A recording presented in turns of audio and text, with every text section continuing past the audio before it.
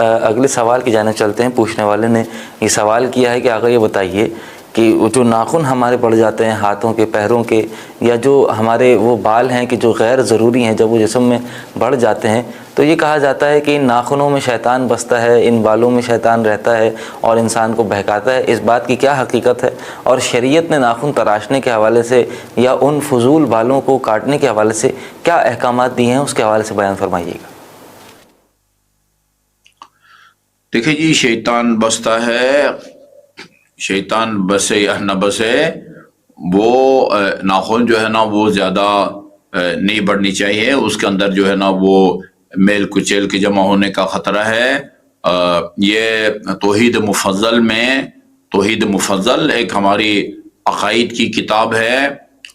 وہ امام جعفر صادق علیہ السلام نے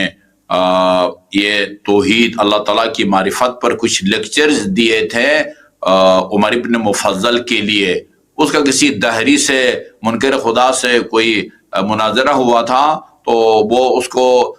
کما حقہ قائل نہیں کر سکا دہری کو، تو پھر وہ امام کی خدمت میں آیا۔ امام نے کہا کہ کل میرے پاس آؤ۔ دوسرے دن وہ اپنا قلم کاغذ لے کے گیا اور امام علیہ السلام نے کچھ لیکچرز دیے ہیں، اور ان لیکچر میں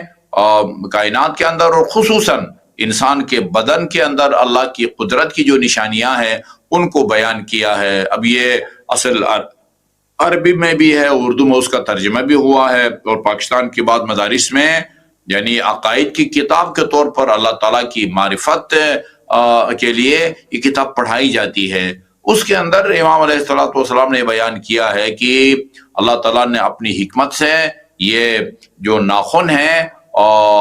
وہ ان کو جو ہے نا ان میں بڑھنے کی صلاحیت دی ہے،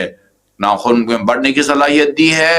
اور جہاں بڑھنے کی صلاحیت دی ہے وہاں ان کو بے جان پیدا کیا ہے۔ یہ بڑھتے ہیں تو اس کے نتیجے میں جسم کے اندر سے جو ہے نا وہ بیماریاں نکلتی ہیں، اور بے جان اس لیے رکھا ہے کہ تاکہ اگر یہ ان میں جان ہوتی کاٹنے سے درد ہو جاتا، اور یہ جو ہے ناخن بڑھتے جاتے پتہ نہیں جو ہے نا وہ کیا صورتحال ہوتی۔ کچھ لوگ جو ہے نا وہ جن کا یہ ہوتا ہے اپنا گویا کمال دکھانے کے ناخن بڑھاتے ہیں، فلان کے جی اتنے انچ ہیں، فلان کے اتنے جو ہے نا وہ فٹ ہیں، تو وہ یہ اس کے نتیجے میں بدن کے اندر سے بیماریاں نکلتی ہیں، اور پھر ان کو بے جان رکھا تاکہ اس کو کاٹنے میں جو ہے نا کوئی دشواری نہ ہو اور تکلیف نہ ہو۔ اسی طرح یہ فالتو بال وغیرہ بھی جو ہے نا وہ مشاموں کے ذریعے جو ہے نا اندر سے بیماریاں جو ہے نا وہ نکلتی ہیں۔ تو بہرحال یہ ان کو زیادہ نہیں بڑھنا دینا چاہیے، کاٹتے رہیں، مستحب ہے، بلکہ بتایا گیا ہے کہ آپ نے کس ترتیب سے انگلیوں کو کاٹنا ہے۔ مثلا اس طرح ابھی یہ 10 انگلیاں ہیں تو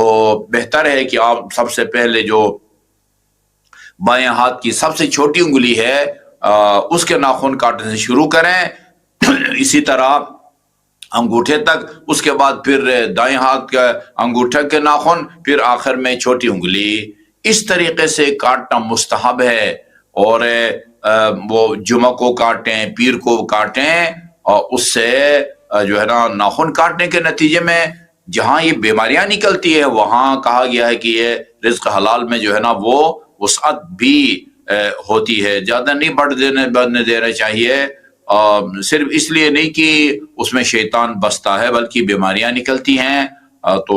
آپ کاٹتے جائیں گے، یہ نکلتے جائیں گے، اور بیماریاں جو ہے نا بدن سے دور ہوتی جائیں گی۔